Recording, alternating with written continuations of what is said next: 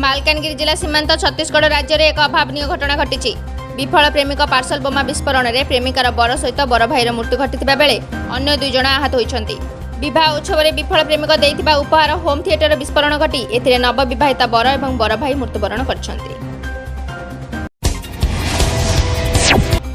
झारसुगुड़ा सदर थाना निकट जातीय राजपथ 49 रे गतकाली विलंबित राति 2टी ट्रलर गोटे ट्रक परस्पर धक्का देबारु एक मर्मन्तुद दुर्घटना घटी। एही दुर्घटना रे 2टी ट्रलर गोटे ट्रक हुतुहुतु होई जळुथिबा बेले ड्राइवर 3 जण मध्ये जीवंत दग्ध होई जायछन्ति। मद निशारे हत्याकांड। मद पी माताल होई सान भाई को हत्या कला बड़ भाई। सुंदरगढ़ जिला वीरमित्रपुर थाना जंगेलीबिरा गाँव में घटी एभली हत्याकांड। पूर्व लगी रही पारिवारिक कलह को नहीं 2 भाई मध्य बचसा होता। पर बड़ भाई शिवाजी साबलटे सान भाई को आक्रमण करते। घटनास्थल में सान भाईर मृत्यु घटी। खबर पाई वीरमित्रपुर पुलिस घटनास्थल में पहुंची मृतदेह जबत करने सह अभियुक्त शिवाजी माझी को गिरफ्त कर अधिक तदंत चलाई। ओडिशा राज्य सड़क परिवहन निगमर अवसरप्राप्त कर्मचारी को बकेया प्राप्य प्रदान प्रसंग में आईन अनुसार निष्पत्ति नेबाकू राज्य सरकार को हाइकोर्ट निर्देश देइछन्ति।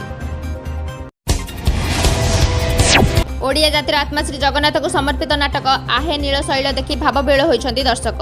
राज्य और राज्य बाहर 16टी शो अनुष्ठित होइतिले भी एही ऐतिहासिक नाटक देखिबा पई दर्शकक मध्य पूर्व भली आग्रह उत्कंठा अतुट रहिछि। भुवनेश्वर रवीन्द्र मंडप में गतकाली नाटक आरंभ हेबा पूर्व प्रेक्षालय आगे देखिबाकू मिलिथिला दर्शकक लंबा लाइन।